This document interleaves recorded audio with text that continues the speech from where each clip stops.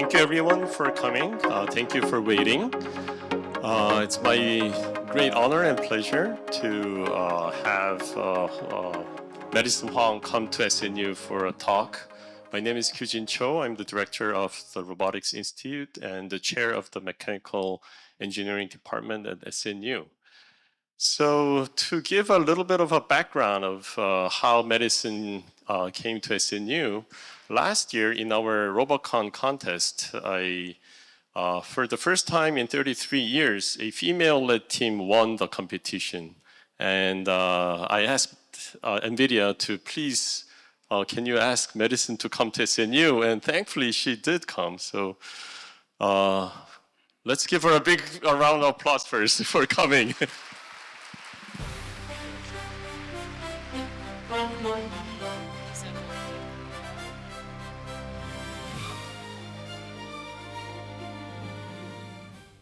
Thank you, everyone. Amazing to meet you all. Thank you so much to SNU, all of the professors, the deans, all of the students for inviting me today.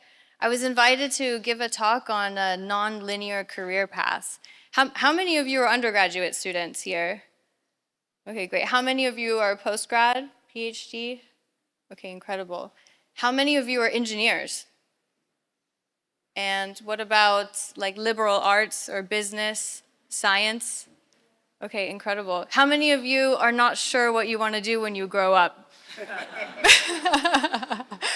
Okay, amazing.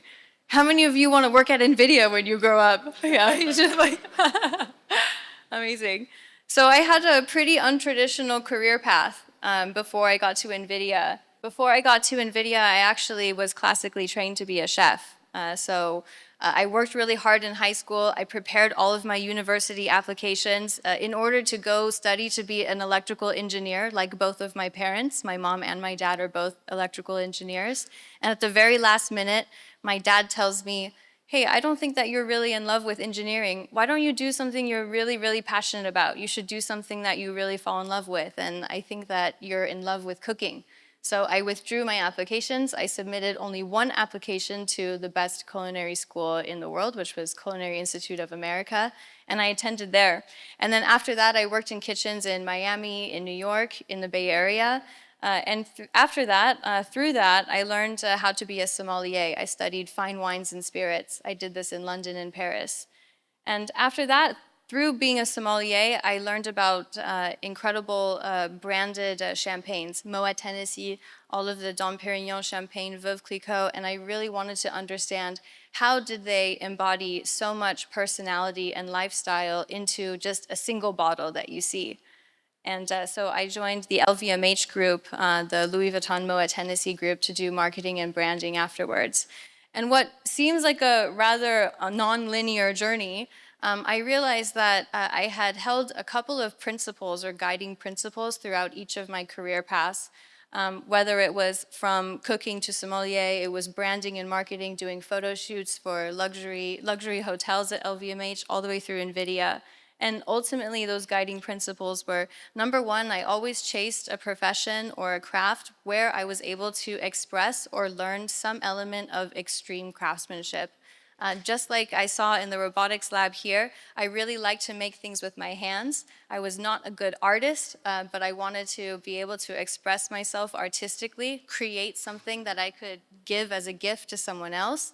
And so I pursued culinary arts and sommelier and marketing and branding. There was always this guiding principle of extreme attention to craftsmanship. And then second is an obsessive attention to detail. I worked for some really difficult chefs who would yell a lot. They would throw a lot of things. They would light things on fire if things were not perfect. I worked for LVMH, which has an extreme obsession to every detail, every luxury store, every brand that they represent. Every little piece is always looked after.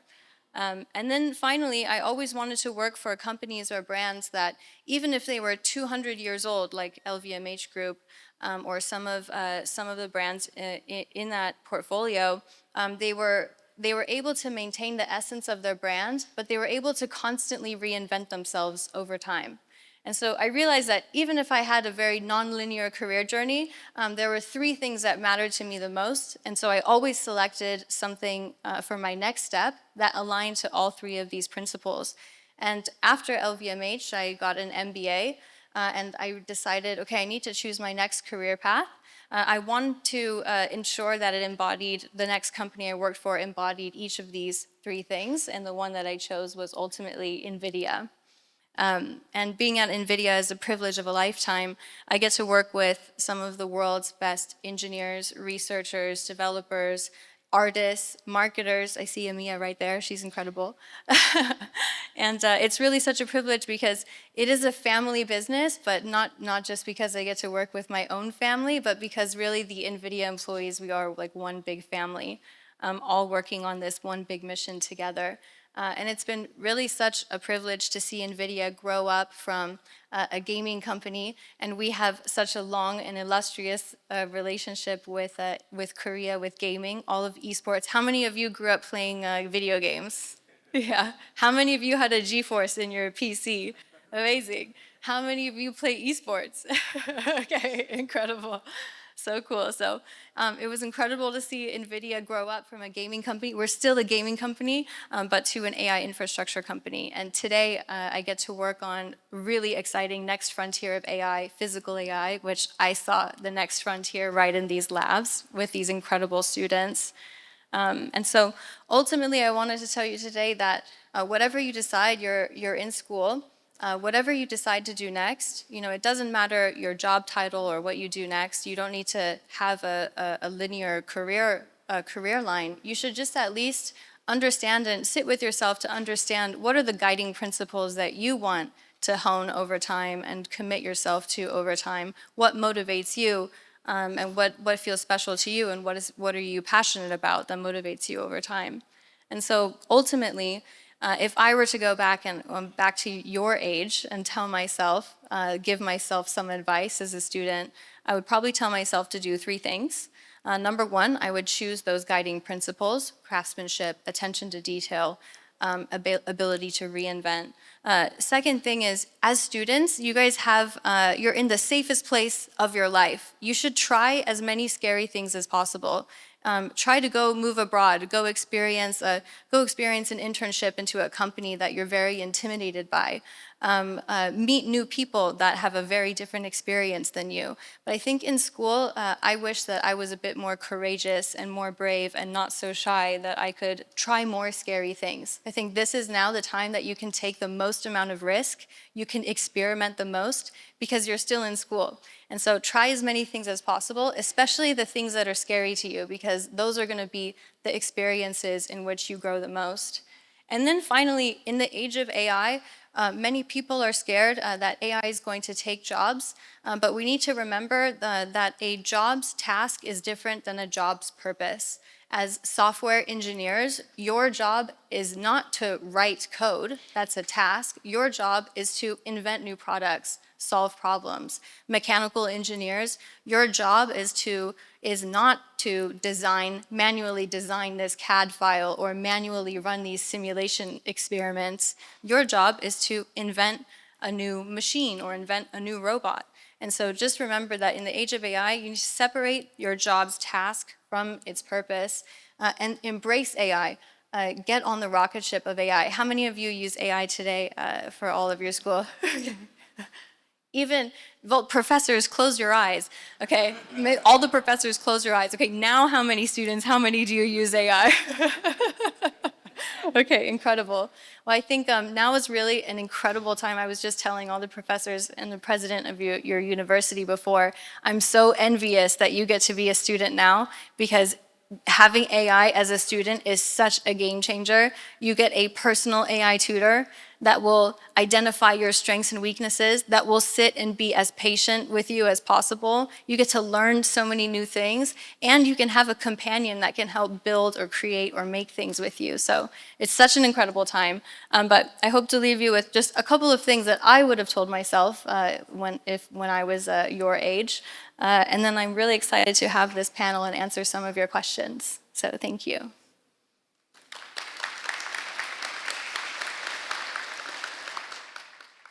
All right, thank you very much, Madison. So it's time for a conversation with the students. Madison, can you have a seat over here at the center? So all other students, can you come up to the front? So we selected some of the students who can lead the conversation with Madison. Nice to meet you.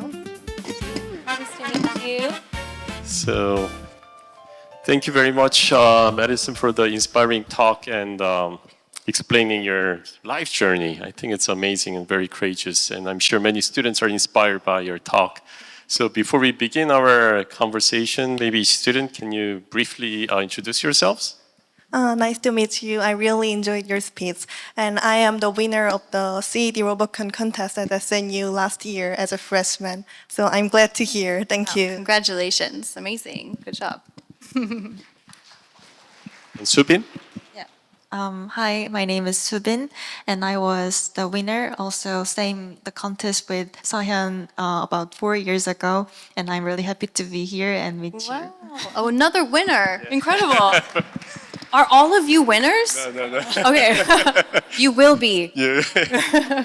Cherin? Yes. Hi, I'm Cherin Song, and I think I represent the people here from non-engineering backgrounds like social sciences. Great. So I'm a graduate student who is studying the human-computer interaction, mostly about the human-AI interactions. Nice to meet you. Nice to meet you. Okay, thank you. And Jaehyun? Hello, I'm Jaehyun. I'm a robotics graduate student with a strong passion for robotic manipulation. Just like you, I really love to make something. So I'm working on designing dexterous robotic hands just like this. Yeah. Wow. How many degrees of freedom? It has 10 joint degrees of freedom and 6 actuators. Yeah. And can the palm move? Not Next yet. one. The next one. Yeah, that's right. That's so Asking the cool. hard question. yeah. Yeah. Okay. Really good. Keep going. Yeah, it's a pleasure to meet you. Yeah. Yeah. Thank you. And Sohyun? Hi, my name is Sohyun Kim, and I'm first-year master student working on AI research, particularly in agent memory and retrieval. That's good. Yes. Well, we need you as well. Yeah. The problem with agents today is they forget. They forget that you assign them a task, or they forget all of their context over time. So good. That's great. Thank you. I'm really grateful to talk with you today. Okay, so I should be asking them questions. they already. Incredible. Yeah, they already prepared some questions. As you can see, we selected like various different backgrounds. Sohyun, can you start the question you have? Okay. My question is about how did you overcome the fear when you're stepping into something new? Because when I entered university, I met a lot of students who studied science intensively at their high school. But in my case, I chose my major, mechanical engineering, at late teens and after much deliberation. So I felt I'm already being behind of them. And also, when I want to try something new, I'm always be afraid of failing because I have no skills or no experience about that domain, while others already have them. So as you build a nonlinear career path, so I guess you must have met many people who had more careers than you or more skills than you. So I want to ask a question, how did you get confidence from that situation? Yeah, that's a great question. Thank you. I was always the worst skilled or the least knowledgeable in the room every time I started a new job. And so it is very, very scary. But I think the most important thing is you have to have some self-resilience and commit yourself to educating yourself on the side. So for example, I started at NVIDIA. That was very intimidating for me because I have no technical background and I'm surrounded by the world's greatest engineers, just like these two in the front, and greatest engineers and researchers and artists. And I was very intimidated. But I said, okay, I'm going to ask as many questions as possible. I'm going to listen as much as possible and absorb as much information as possible. And this was before ChatGPT, so it's easier for you now. I would have a Google Doc open, and every single word I did not understand, and there were a lot of words, a lot of terminology, because I entered the marketing group of a graphics group, and they had a lot of terminology. I would write every single one down, and then after work, I would spend 2 or 3 hours just Googling each each word and researching for myself. And over time, my Google Doc got less and less long. And over time, I didn't need the Google Doc anymore. I started to learn by myself. So it's a little bit of don't be afraid. And everyone is also feeling the same way that you are, this imposter syndrome. But try to even fake some confidence and the confidence to listen and absorb, and most importantly ask questions, because I think generally people just want to help, especially at NVIDIA. If you ask for help, you ask a question, everyone will always respond. So and then second is to have your ChatGPT or your Claude or your Cursor or whatever open and just search for what you don't know. Yeah. Thank you. I think it's a really good way to overcome the fear. Yeah. I will use it. I will always ask a Yeah. question to It's people. always scary. It's scary being here with you. Oh, look at you winners. I should be asking you how you deal with that. Wow, thank you. So, Subin? Before I ask you a question, I want to share a little bit of my personal story. In my first year of college, my Robocon teammates and I stayed off for several nights, and we won the first place. And the joy and the fever that we felt during that event, I still cannot forget it.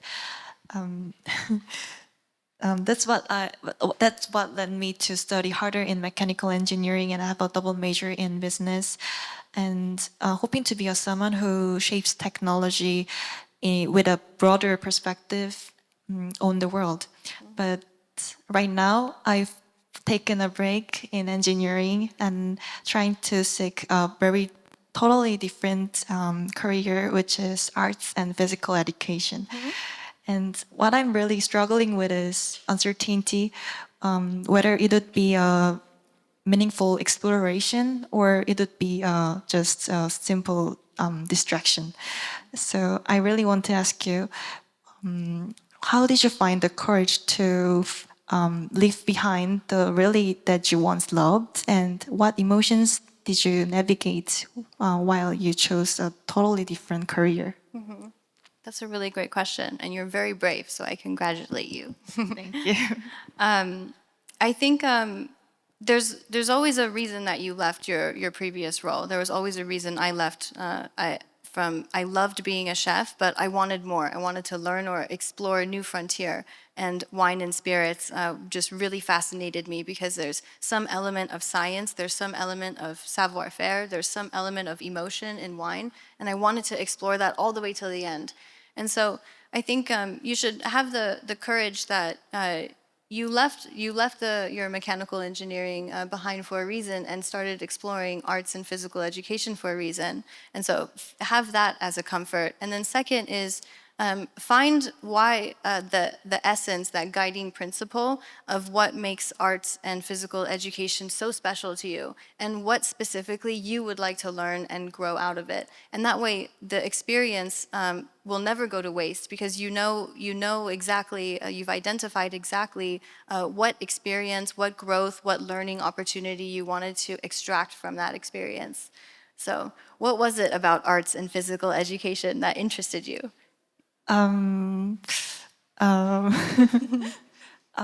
Actually, I'm now studying acting to film several films and movies. That's incredible.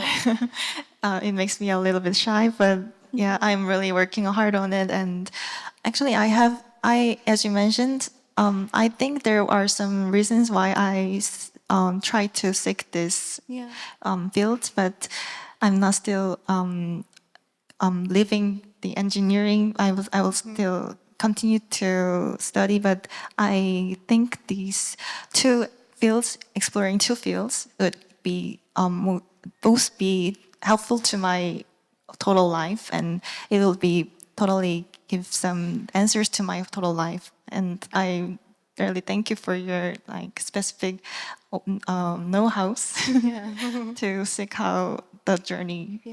Seek the journey. That's great. And then, you can always have the safety blanket that mechanical engineering is always going to be there. And it will be a very exciting field, even after you become a world famous actress. I definitely did think so. Right, thank you. Cherin? So what I want to ask you about is the role of the people from non-engineering backgrounds in the age of AI. So I study human-computer interaction, mostly about the human-AI interactions, but my background is in communication, which is social sciences. I define myself as a social scientist, and also I think my role in the AI era is to make and to raise the questions about how AI should be used in our society. Like, for example, a recent question that I had in my mind was about the humanoid robots that we're gonna enter our houses. So I saw your Olaf robot in NVIDIA, and it was so cute and so adorable, but what if it is the humanoid robots in our houses? Like, wouldn't there be any discomfort or violations when they enter our private spaces?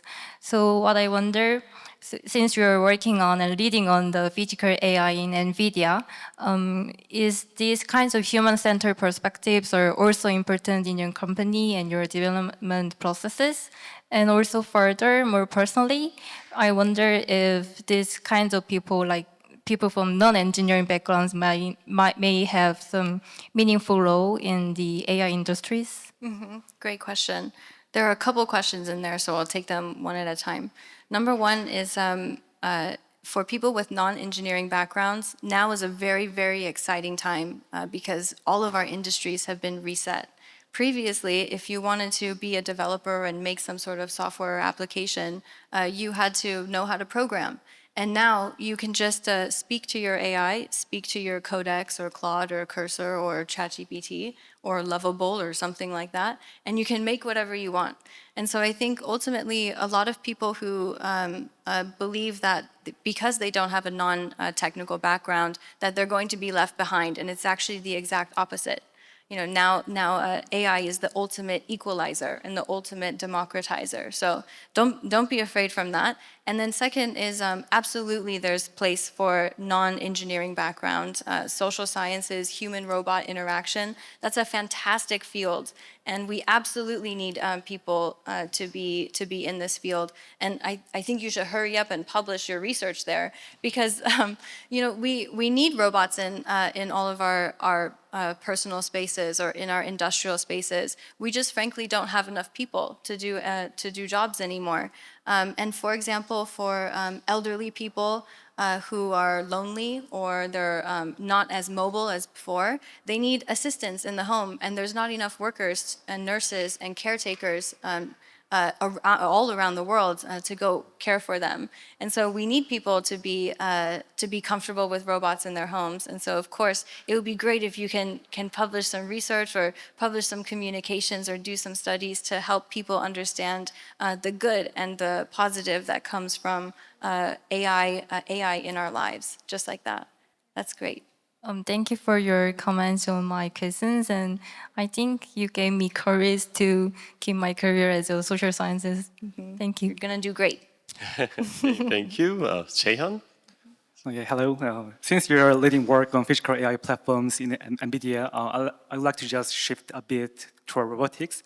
So, just like many kids of my generation, I grew up watching Iron Man and Transformers. That childhood fashion naturally led me to where I am today. So by age 11, I knew I want to be a robot engineer. And therefore, I pursued both my bachelor's and master's degree in mechanical engineering, driven by the desire to build exciting robots in the real world. But as we all know, the era of AI has arrived. So everyone is now looking for Jarvis rather than an Iron Man suit. So, but you know, as someone who has expertise in hardware design, of course I still enjoy building real robots, and I also believe that mechanical principles and physical intuition remains very essential. So, in this new frontier of physical AI that NVIDIA is pioneering, I'd love to hear your thoughts on this perspective, and also what unique role do you think that someone like my background can play in this AI era? Thank you. That's a great question. I mean, I don't know where your hand went, but yeah, that's a perfect example. I think for physical AI to enter the world, we need to also master the physicality of the robots. I think the first large-scale deployment of robots will be autonomous vehicles, but cars are already a known form factor. The humanoid is the ultimate generalist robot form factor, and we will have more humanoid robots in the world in the future than any other form factor of robot. But it's really difficult to make a human. As you can see, it's so difficult to make a human hand, and so we need your expertise to get us all the clicks next towards real humanoid robotics. I think this is one of the grand challenges of mechatronics and hardware, and it has not been solved today. And the whole world is trying to collaborate in order to solve this. And so we absolutely need more extremely smart brains like you. So hurry up and get out there and build our robots. Thanks for sharing your thoughts. So actually, I also believe that the synergy between hardware and software is Absolutely. extremely important. And I'm also studying actually AI, but do you think it is a better direction? I mean, do I need to study more AI as a mechanical engineer, or I do need to co-work with some people who do AIs? Yeah, co-working I think is a great idea.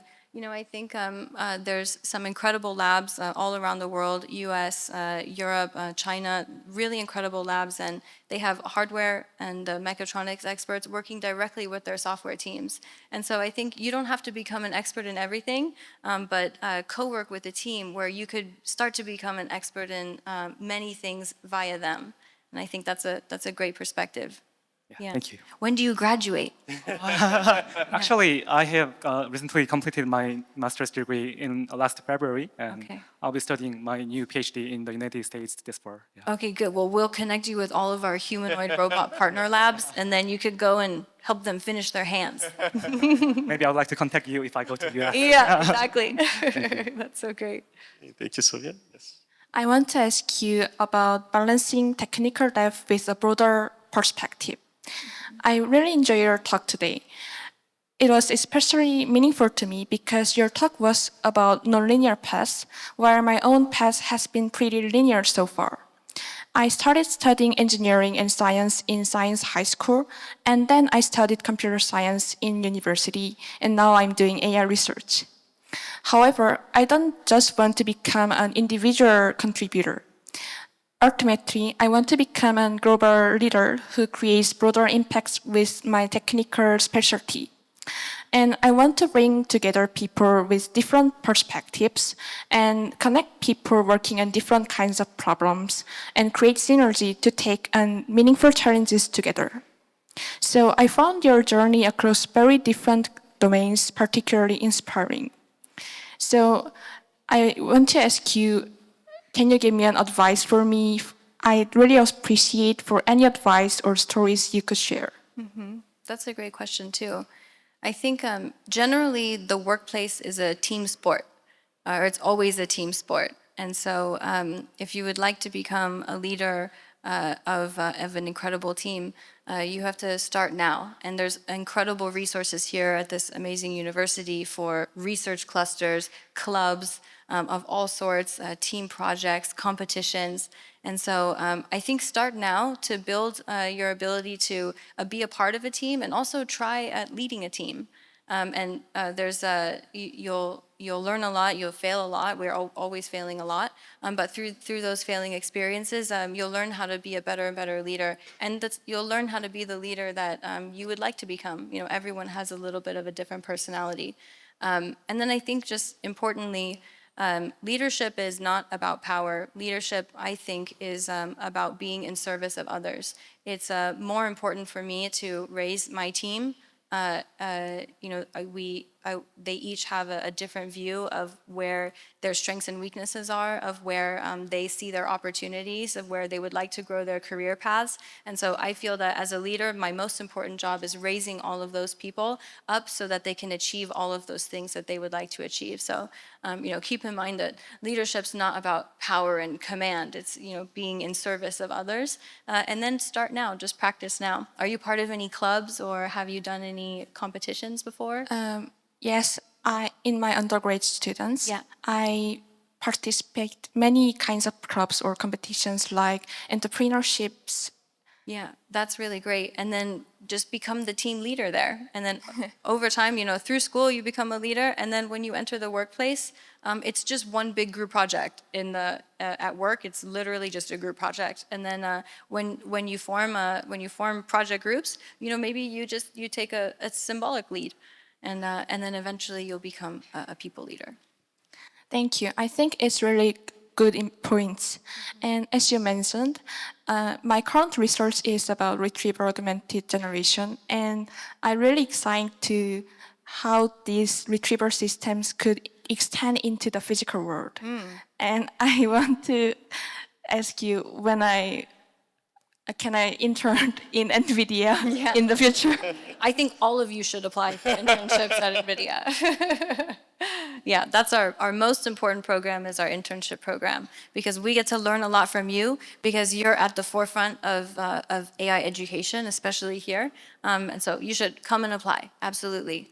I don't know if is it open now? No, next year. I think we missed it. So next year. Yeah. Thank you. All right, thank you very much for our panelists for the question. And we received many questions from the audience. And I would like to ask some of them. So, the title of our forum is Leadership for the Age of AI, Women's Voices. So why do you think women's voices are important, especially in the age of AI? And how or where can students contribute most meaningfully? I think that's a great question. I think that AI is for all of us, and so naturally, women, we need to contribute to AI. We need to use AI, and we need to kind of reinforce AI. So it's just natural that women should be a part of AI, because AI is for everybody.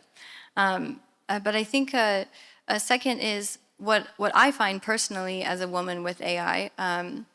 Like you were talking about before, imposter syndrome, I think, is very real for women. We feel imposter syndrome about the nervousness and low confidence in being in new situations when we feel everyone else is more intimidating or better, stronger, faster than us. And I think with AI, like I mentioned before, it's the great equalizer.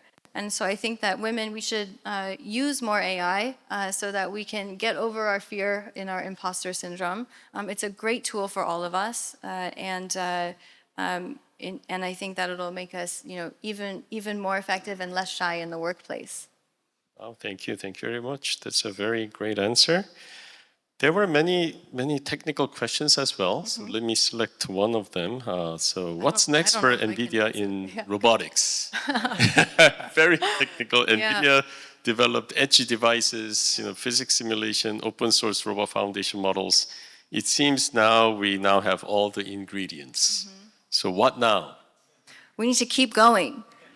So physical AI requires a lot of infrastructure, and so we believe at NVIDIA that physical AI, you need 3 computers in order to build robotics. You need 1 computer to train the AI model, the brain. You need 1 computer to be able to simulate, test the model. We call this the Omniverse computer, or Isaac Sim, Isaac Lab. And then after your model becomes perfect at what it's able to do, you need to deploy it on the robot or at the edge for the inference runtime. And so we have all these 3 computers. It took us, maybe 12 years to build all 3 of these computers. But then on top of that, once you have the computers, we need developers. We need developers like all of you, or all of the incredible startups that are part of the robotics ecosystem. And so then we build all of the open source simulation frameworks like Newton, Isaac Lab, Isaac Sim, or our open models like Groot or Cosmos, so that we can help all of you as developers, build your applications on top of it. And so what's next for NVIDIA is that we're going to keep investing in the roadmaps of not only our infrastructure, but also our open source software libraries and our models. We have some really exciting announcements coming really soon. We're going to GTC Taipei and Computex June 2nd. So we have some more and more goodies that we're going to announce for the robotics community. But we're all in on this, and this is going to be the next phase of AI. Wow, that's very exciting, and let's look out for the future. So for the interest of the time, I think we will round up our discussion. But before we finish, I think there are some people who might want to ask a question from the audience. So if you have any questions from the audience, raise your hand. You have a question? Yes. Okay. Hi, I'm an undergrad senior studying mechanical engineering at the school. And you just mentioned when we were talking about advices to undergrad students that we need to know how to separate a job's purpose and its task, right? But then ironically, as a mechanical engineer and I'm studying mechanical design and FEA analysis and everything, I feel like I really find enjoyment in those tasks, like actually building the 3D CAD models, really assembling them. And I feel like your culinary and your sommelier background really connects to that craftsmanship, right? And in this AI and omniverse era where everyone's like seeking for like high efficiency, like where do you see roles for those people who actually enjoy this craftsmanship, like hands-on activities? I think that you should still practice those and express it.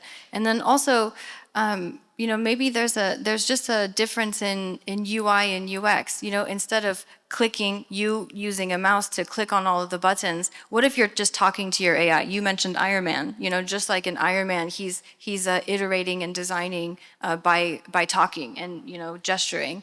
And so maybe that's the next phase of you creating, is not necessarily clicking tools with buttons, but using an agent as an interface into your creation. You know, and so, but if you enjoy using the mouse and clicking all of the buttons and the tools, you should still do that. You know, just still keep going. But you know, see how you could adopt agentic technologies into there, because soon I can imagine it would be so incredible to build things the way Iron Man built them. Yeah, thank you. Okay, thank you very much. So we really wanted to thank Madison for coming to SNU. So we wanted to give her a really, really very important, what do you call, remembering, some gift that you could remember. And Amy actually came up with a great idea. So this is Is it a homework assignment? this is a spoon and chopstick set. No way. And this is meaningful because in Korea, when we go to a newly wedded person's house, we give this gift. So this is a symbol of like starting a new relationship between SNU and NVIDIA.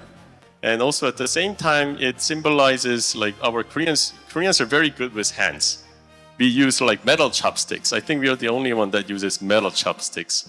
And third, this is made out of like 78% copper, 22% tin, which actually kills bacteria. It kills E. coli. Only an engineer would know that. It's a physical AI from the past. I love it. It's incredible. Thank you so much. So that's a meaning of this gift for you. So I hope you remember this day where you came to SNU. This is really You beautiful. talked about your life. You encourage our students. I think this will probably change many of our students' lives. So really, really want to thank you. Thank you very much. So Thank you let's so give much. Madison a great applause of hand. Thank you very much. So let's take some pictures together. Okay, so we're going to start loading. So we are loading 700 rehearsal candidates. And let's roll.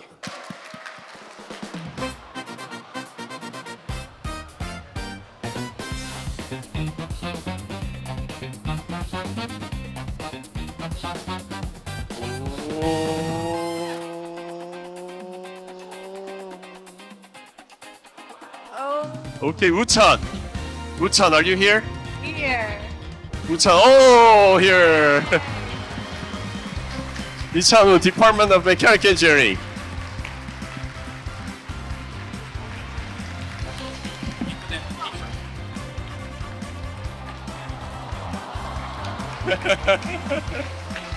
All right, congratulations. Wow, all right, congratulations. All right, so I guess that concludes our today's forum and the event. Oh, we have one more. Oh, we have one more. Oh, sorry. This is the real prize. Okay, that was a secondary prize. So this is the real one. DGS Spark. So did you guys see the Build a Claw event today? So with this DGS Spark, you can do that Build a Claw, Open Claw.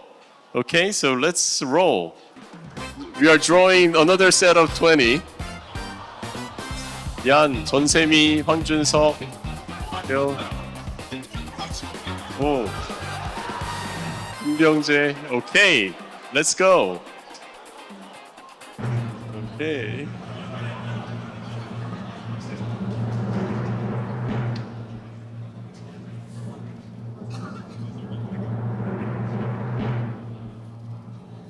Two, one.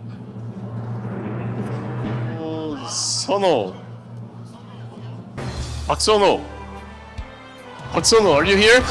Oh, congratulations. 앞으로 오세요, 앞으로. All right, the real winner.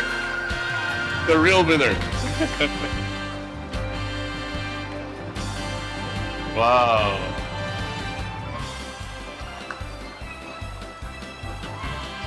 Okay. Congratulations. Thank you very much. Thank you very much.